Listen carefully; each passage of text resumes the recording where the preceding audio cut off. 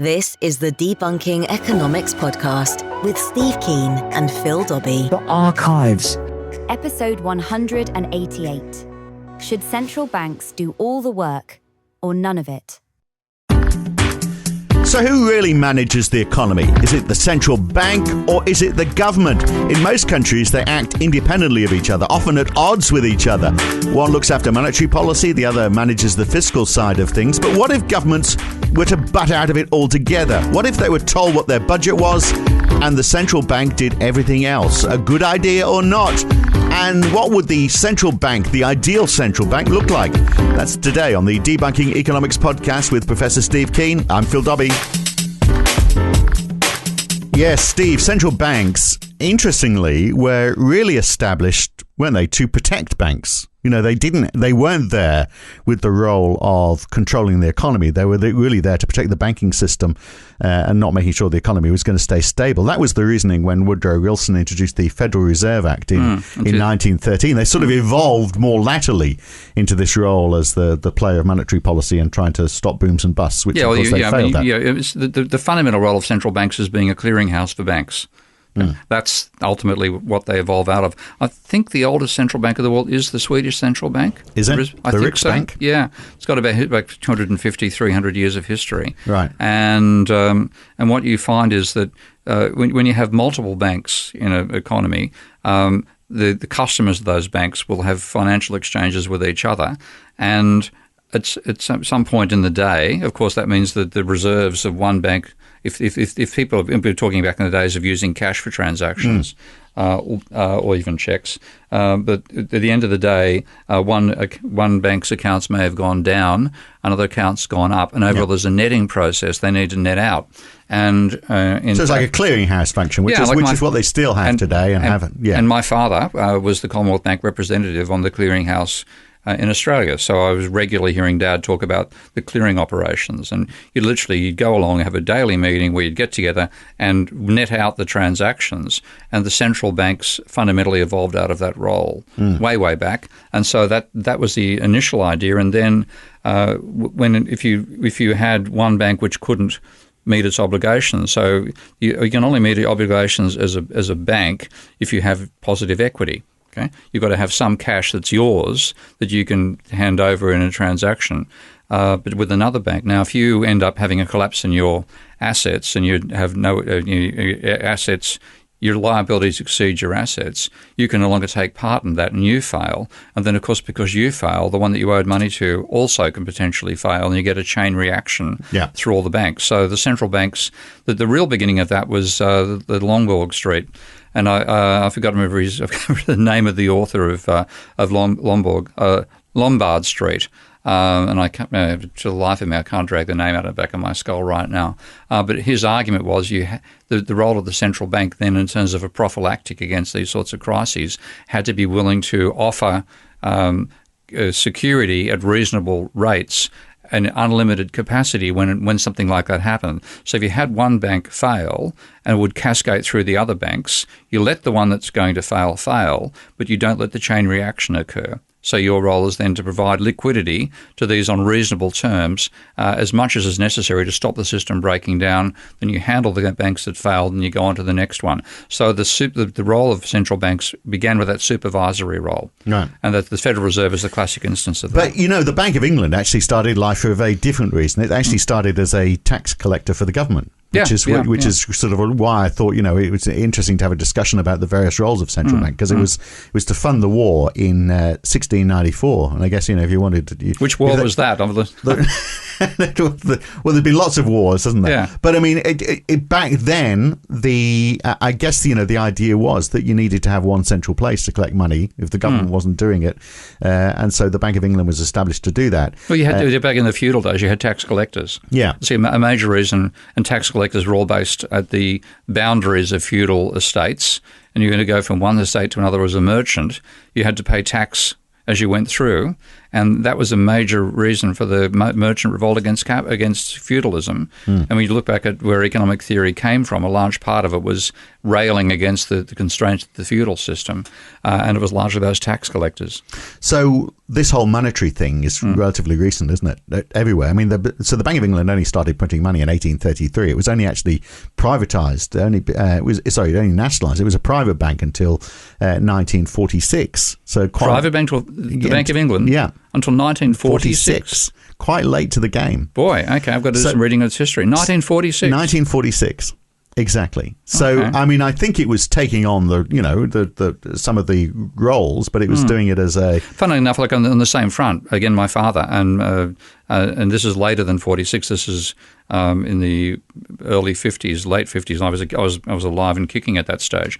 Dad, the Commonwealth Bank was both a private bank and the government's bank, and then they divided the function in the mid. So I think it was the same sort of story. Same sort of story, yeah. And so there was a private bank, which then was did the government's banking for it, but the private bank, and they split it between the Commonwealth Bank and the Reserve Bank. And my father was offered a position to go to the Reserve Bank, and he turned it down because he didn't have a degree.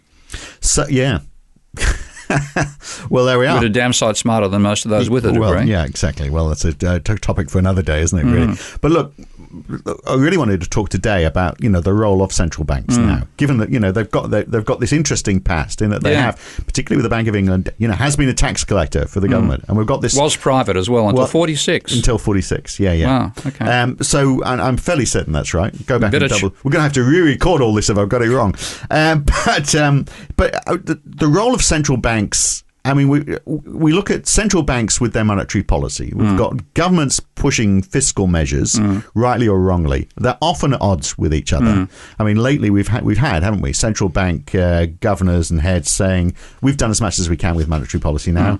The economy is still stagnant. We need the government to pump some money into it. And many governments like Germany and Australia are saying no, we're not going to do that. In the UK, the spending is actually, even though Boris Johnson's talking about spending more, the budget actually is to cut money next year. So there's, so if they're saying this is what we want governments to do, governments are not doing it, and yet central banks have got this responsibility for making sure that the economy is growing. This is the revenge of neoclassical economics on itself, and I'm thoroughly enjoying it in one sense because if you look at all the arguments from Friedman, all the neoclassical stuff is really anti the government.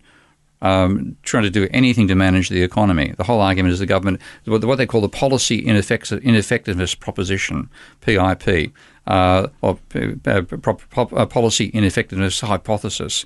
And this was where the modern neoclassical economics evolved from, because they were anti-Keynes. So Keynes talked about the government needing to stimulate the economy when it's in a depression. Okay? Now, the way that Milton Friedman reinterpreted that was the government trying to stimulate the economy when it's in perfect equilibrium and drive unemployment below the equilibrium level. So if you look at Keynes, Keynes would not have described his economics as the economics of depression. It's much, much broader than that. It applied in boom times as well as in recession times. But the way he was reinterpreted by Hicks was to say that when we're stuck with low aggregate demand for whatever reason, then the government is necessary to boost spending because at that very low level of demand, if you try to use monetary policy alone, it's like pushing on a string. You reach the minimum rate of interest. You can't bring it any lower. Yeah. So the only way you can move the demand out, and that was the role of government, spending at aggregate demand. That became the mainstream even amongst neoclassicals in the 40s and 50s. But what it implied was the government can do good. Now, you had this rabid right-wing mob coming out of the University of Chicago, and Friedman's a complex mixture on that stuff. Some of the stuff he said was very libertarian, anti-state. Other parts were quite like a pro-state in the sense he was in favour almost of the abolition of private banks. He was part of what's called the Chicago Plan, or supported the Chicago Plan, which would have abolished private banks fundamentally, abolished the capacity to create money. But all the way through, they were opposing the whole idea the government could make things better. So partly Friedman began by reframing the conventional analysis of Keynes and saying we assume an economy in perfect, full, long-run, full employment equilibrium. Okay? And the government then wants to drive the unemployment rate below the equilibrium rate. then these things will happen. Well, that was not at all what was on about in Keynes. But if you look at the 50s and 60s, you had a period where the economy there were very mild recessions when they happened, no financial crises like the Great Depression, and a period of great stability. And fundamentally, they forgot the Great Depression. They said, well, that was just an aberration, and God knows what caused it. That's an anomaly. The exogenous shock must have hit the country. Then forget the Second World War as well. Assume that the situation for the economy is always this long-run equilibrium situation, and then if the government tries to stimulate it, all it's going to do is cause inflation. And so that was the Milton Friedman's argument. Now, that got demolished within the neoclassical framework by Sargent and Lucas, who gave us the rational expectations approach. And they argued that the population knows what the policy of the government is, knows this will just cause inflation, and rather than reacting to too much money creation by government with a lag, which is what Friedman argued about, they will instantly see the government's policy, know it's going to cause inflation, and put their prices up, and the entire impact of government policy will just be cause inflation. Yeah. Well, you cause inflation. But no change in real output. No growth. And there's actually a statement from... Which you talked about a few weeks ago on the podcast. That very thing. Yeah. So out of all of this then, I mean, it becomes the question, if you've got, this belief amongst the neoclassic economists that the role of government really is negligible or non-existent. Yeah. Why wouldn't they say? And central banks have got this role of managing today have got the management dual role, I guess, of ensuring that the stability in the banking sector, but also ensuring that the stability in the economy. Why wouldn't you actually just say, well, okay, let's take that fundamental role away from government and put it all into the central bank? Because it's backfired on them. Because the central bank swallowed all this stuff. They swallow because there's a certain academic intellectual hierarchy in economics. It's now breaking down, but this is the rule back in the 60s and 70s. If you were really bright, you went as a mainstream economist, you got hired by a place like Harvard or Yale or Princeton, et cetera, and you worked as an academic and you developed theories. If you weren't that bright, maybe you didn't finish your PhD or maybe you did, you got a job at the central bank. And what you do, you then take the theories of the academics, which would be little toy models. So if you look at Lucas's and Sargent's initial models, they're simple little difference equations with a single agent and a single good being produced, et cetera, et cetera. And what you do as a central bank economist is you take that and expand it into a large-scale multi-sectoral model of the entire economy. Back in the days when they what they call computable general equilibrium models. And so you swallow the overall philosophy that these people put forward. So the Lucas, Rapping, Sargent, all these crowds said the fiscal policy is ineffective. Okay, fiscal policy cannot work because the populace knows the policy and they'll neutralise the government behaviour. Yeah. You cannot exploit the Phillips curve for even one period, quote unquote, from I think a Lucas paper and a Rapping paper. But central banks now are starting to question this. Well, they tried it and it's failed. Because they thought that all that was left, and this came from the Taylor rules, to control the rate of interest. Yeah. Okay. So set the rate of interest. There's even that. There's some central banks still hanging on to that. But even in that, there's central banks now acknowledging that there needs to be more to that. So and we have reviews going on. Central banks are reviewing themselves now to question. Yeah, but say 40 years of that philosophy, and they've ended up in a cul-de-sac that they can't themselves understand. Right. They're saying we can no longer stimulate the economy. We can't cut the interest. We would like to cut the rate of interest below zero, which is one of the nonsense ideas they've come up with. We're already at that point, and even that hasn't worked in some of the countries that have done it. We've got to give that up. We don't know what to do. Let's ask the government. Let's have a review, or let's ask the government. Let's ask the government to do it. Yes, and then you get into the whole area where the government will do whatever is going to get them elected, and they'll say whatever they need to say to get elected, without necessarily doing what's best for the economy. So Boris Johnson is saying we're going to spend all this money up north, but actually the budget is saying the opposite. They're saying actually, well, we're actually going to spend less this year than we spent last year. So there's no priming of the economy coming from Boris Johnson, even though he's talking about that happening. So then who is best placed if we started again? Do we have the economy being managed by politicians, or do we have the economy managed by, and they will be different experts, but managed by experts? Do we say to central banks, okay, your role is, you can carry on that function of maintaining stability in the banking sector, but you've got to manage the economy, and you can use whatever tools you believe are necessary, and the target is going to be, I don't know, well, that's something we can talk about. What would the objectives be? Full employment would be one of them, wouldn't it? But all central banks, and not all of them, but most of them have got a dual mandate of full employment and price stability. Yeah. And what happened under the neoclassicals when they were in their ascendancy, before they struck this dilemma, was they said, well, price stability will give us full employment. Yeah. So we don't need to worry about that. That's one. right. Yeah. So we the direct target is price stability. The indirect effect is once we achieve that, there will be full employment, and there won't be any. Fine. And it'll literally, if you because of the Phillips curve. The Phillips, not just Phillips curve, the distortion of the Phillips curve, but the idea that there's a natural rate of unemployment. Okay? Yeah. The economy will tend towards a natural rate. We simply have to make sure the natural rate occurs at a low level of inflation. Yeah. And the area this would come back. And if we get below that natural level of employment, and we're still not getting. We're still not seeing growth in the economy and we're not seeing inflation, then we'll just change that natural level of employment, which is... the natural rate keeps on changing to suit the theory. It's one of these bloody hobgoblins that the economists spend their time chasing. So it's a nonsense situation they've got themselves into. And partly the fact they're saying that we really want the government to do fiscal policy, they're sort of effectively saying our philosophy has failed. Not saying that directly, but the thing is that philosophy that the government should not spend more than it gets in taxation has permeated the political class and a large part of the populace as well. So trying to argue for a deficit now is a real struggle. And in fact, it's the politicians. Funnily enough, the economists who argued there should be no deficits. This is Robert Barrow is the key character who gave birth to that idea. The practical economists who've tried to do this, the ones in central banks and so on, have got to the point where they're now finding inflation's below the target they want. Unemployment, they thought that, particularly what looks like a booming economy in America with low unemployment, that should cause wage inflation. That hasn't happened. And they're finding, basically, it's a sense of despair. And they're saying, well, let's give it back to the fiscal authorities. Please run a deficit to stimulate the economy. Can't run a deficit. But everyone's been talking about quantitative easing for the last goodness knows how many years, which is basically running at a deficit, isn't it? Well, it's not a deficit. It's creating money for the financial sector. Yeah. Okay, and even that one hasn't been as effective as they thought, and they won't admit it as much as they should. But you will see them saying asset prices are too high, but they can't afford to let them fall. No. So you get this... Can't push up interest rates. We've got it. We've reached the cul-de-sac, basically. The cul-de-sac. They're stuck. How the hell do we get out of a cul-de-sac? The only way may be if we hop on the fiscal car. Yeah. Okay. But they've persuaded the fiscal car not to turn the engine on. You know.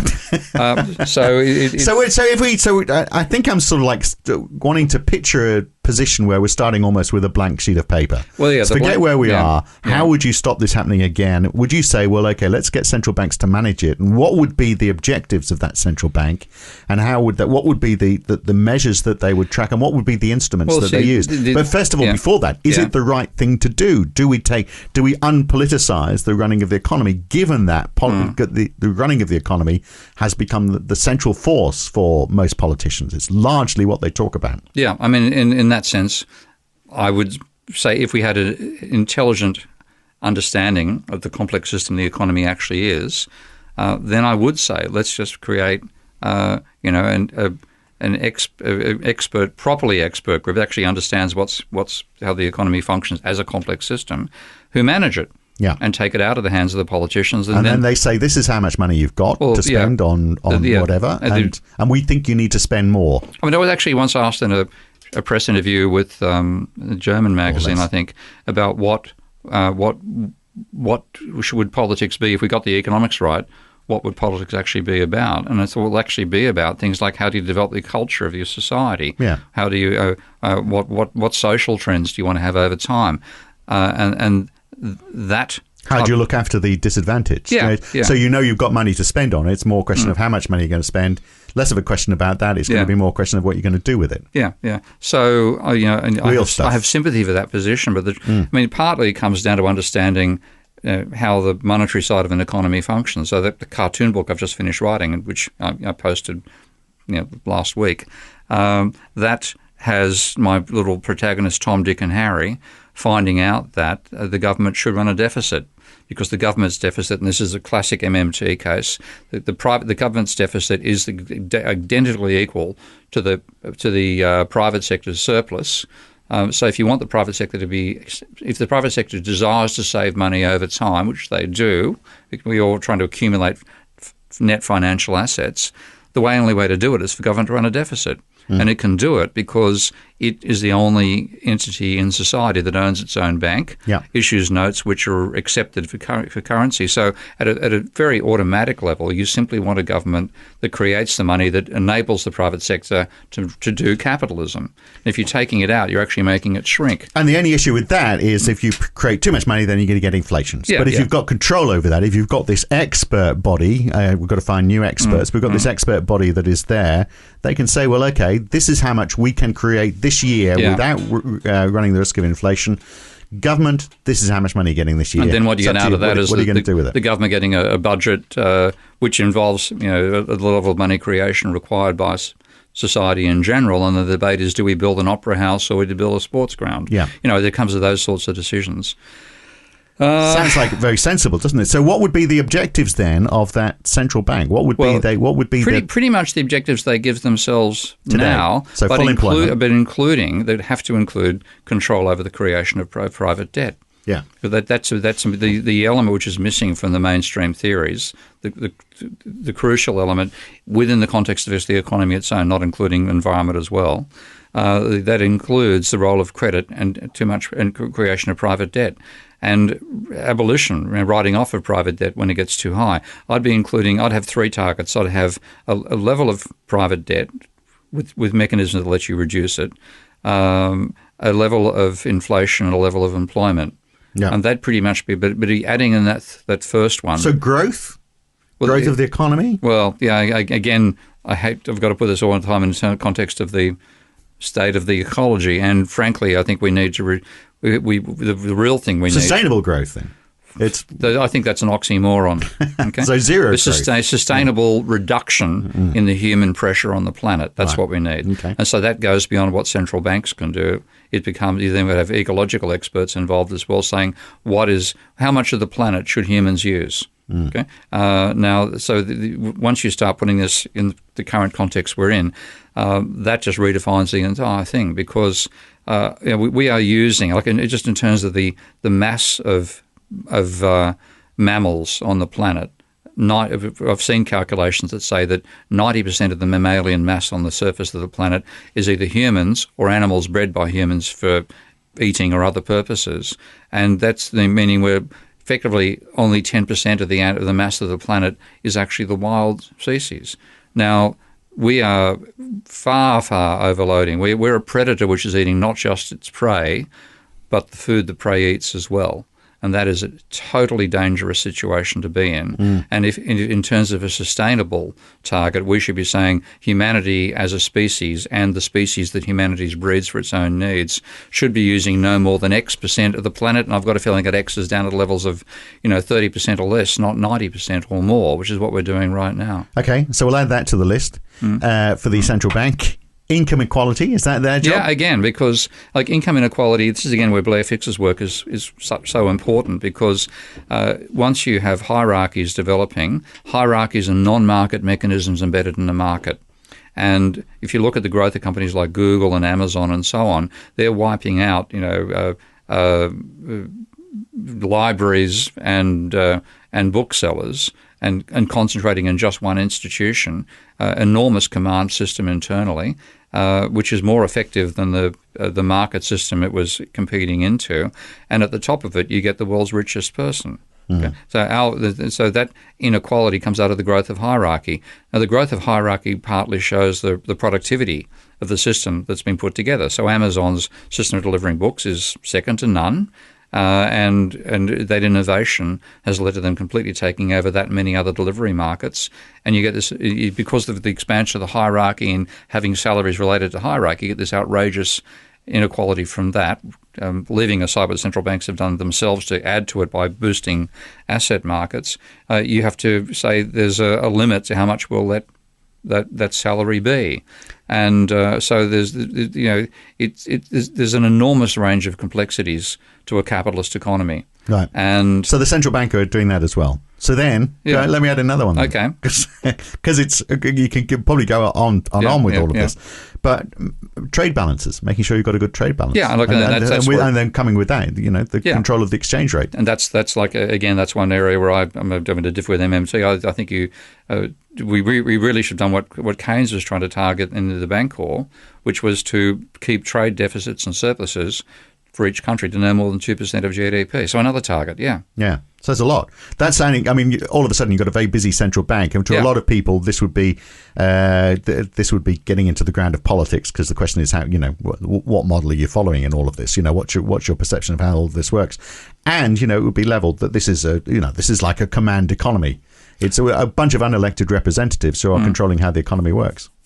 Yeah. So it's a big ask. It's never going to happen, is it? It's never going to happen. No, but it's interesting to talk about, though. I mean, but it probably is the best way, really. And that's where the complex system stuff comes in, because it is an incredibly complex system. Yeah. And we have had central banks targeting just two elements of that, not realising the importance of the third one. That's been my obsession ever since I've got involved with Minsky.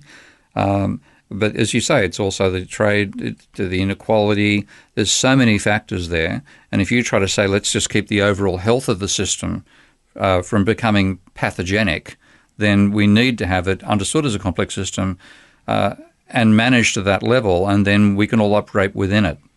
And we would want it operating in a way where it's not changing its tack and its approach every 4 years, every electoral term, which is why unpoliticizing it would be a good thing, but would be uncomfortable for a lot of people. Because I think this comes down to just how functional is democracy as we've defined it. I mean, to call the American system democracy, it's a circus. Yeah. And ditto for the bloody English one with the nonsense of first past the post and unelected House of Lords and people being, so there's so many elements. I mean, top. So what would be doff my hat to some of the lords I know, by the way. Yeah, you've come back having met some of them, and you love them all of a sudden. So the House of Lords, we need more like those. We talked about Nikki a short while ago. I don't think I've fallen in love with her yet,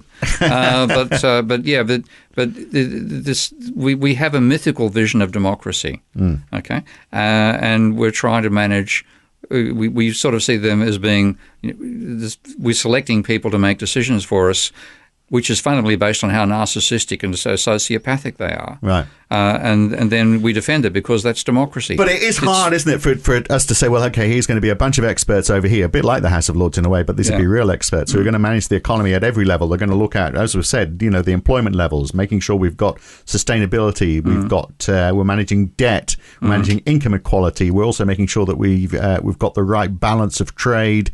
They're doing all, we're controlling the exchange rate. They're doing all of that. And we try to leave enough of the planet for the wild kingdom as well and not exploit it. Meanwhile, the government over here, who's just been elected, you can decide where that library is going to go and what colour the front door is going to be. It's sort of, we are sort of like taking away. But as we said, perhaps a lot of the good stuff that they should be paying attention to is the stuff that governments would be left to do. So what would be the instruments then, this fictitious new central bank for the new economy? A vital part of it is a capacity to see the economy and the ecology is an interacting complex system. Right. And that's one reason I've been designing Minsky, the software package. It's not by far from the first, but it's the only one that actually enables you to model the monetary dynamics in a very simple way. So what would be those dynamics that you could twiddle then? Obviously, interest rates would be one of them. Money supply would be another. Simply also the load you're putting onto the biosphere by production and human consumption. And that by far is the most important one to turn down because, as I said, I think...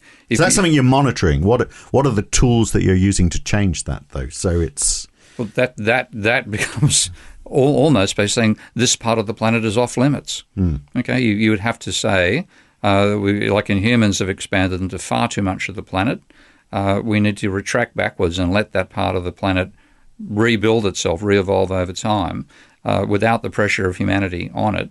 And that would be quite potentially reserving something like 80%, 70% of the planet to say that no humans are allowed there. Now that becomes, in a sense, management of the commons.